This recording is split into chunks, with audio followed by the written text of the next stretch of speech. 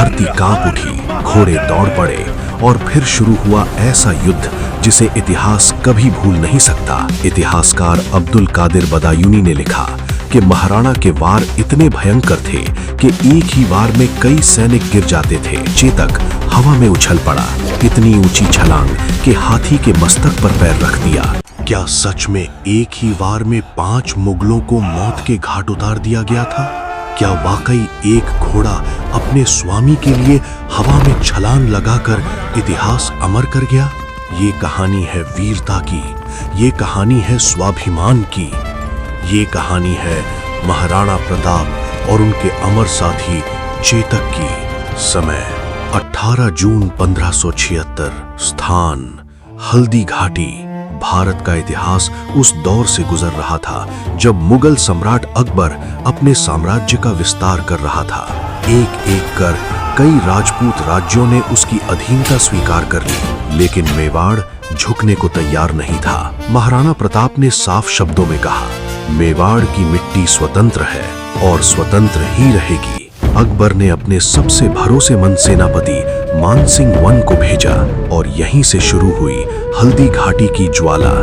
मुगल सेना लगभग 40,000 से 50,000 सैनिक, मेवाड़ सेना लगभग 8,000 से 10,000 वीर राजपूत। संख्या में कम लेकिन हौसले में आसमान से भी ऊंचे। सुबह की पहली किरण के साथ घाटी में गूंज उठी तलवारों की टंकार। धरती कांप उठी, घोड़े दौड़ पड़े और फिर शुरू हुआ ऐसा युद्ध जिसे इतिहास कभी भूल नहीं सकता। कहते हैं जब महाराणा प्रताप युद्ध भूमि में उतरे तो उनकी तलवार बिजली बन गई। इतिहासकार अब्दुल कादिर बदायूनी ने लिखा कि महाराणा के वार इतने भयंकर थे कि एक ही वार में कई सैनिक गिर जाते थे।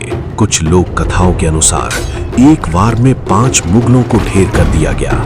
अब आता है वो पल जो इस कहानी को अमर बना देता है। जब महाराणा सीधे दुश्मन के हाथी की ओर बढ़े तो उनका साथी, उनका घोड़ा चेतक हवा में उछल पड़ा, इतनी ऊंची छलांग कि हाथी के मस्तक पर पैर रख दिया और उसी क्षण महाराणा ने वार किया। चारों तरफ धूल, चीखें, तलवारों की आवाज, लेकिन उस एक छलांग ने इतिहास बदल दिया।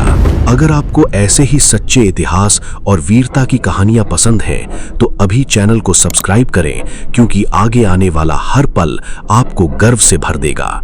मुगल सेना संख्या में भारी थी, लेकिन राजपूतों की वीरता उन्हें बार बार पीछे ढकेल रही थी। हर राजपूत योद्धा 10-10 दुश्मनों पर भारी पड़ रहा था। युद्ध के दौरान चेतक घायल हो गया, लेकिन उसने अपने स्वामी को बचाने के लिए एक आखिरी छलांग लगाई, नदी पार कराई और फिर वीर गति को प्राप्त हुआ। युद्ध का कोई स्पष्ट विजेता घोषित नहीं हुआ, लेकिन मेवाड़ झुका नहीं। महाराणा प्रताप जीवित रहे और संघर्ष जारी रखा। महाराणा प्रताप ने अपने जीवन में कई संघर्ष लड़े। हल्दी घाटी के बाद भी उन्होंने लगभग 15 से ज्यादा युद्धों में भाग लिया और कई क्षेत्रों को वापस जीतकर मेवाड़ की स्वतंत्रता कायम रखी। इस युद्ध का वर्णन मिलता है अकबरनामा, मुंतखब उत तवारीख, राजस्थानी लोक गाथाएं और इतिहास ग्रंथ। ये सिर्फ एक युद्ध नहीं था, ये था स्वाभिमान का प्रतीक, जहां एक राजा अपनी मिट्टी के लिए सब कुछ त्याग देता है और एक घोड़ा अपने स्वामी के लिए अमर हो जाता है। जब भी हल्दी घाटी का नाम लिया जाएगा तो याद आएगा एक राजा जिसने झुकना नहीं सीखा और एक चेतक जिसने मरते दम तक साथ निभाया। वीरता कभी मरती नहीं, वो इतिहास बनकर पीढ़ियों को प्रेरित करती है।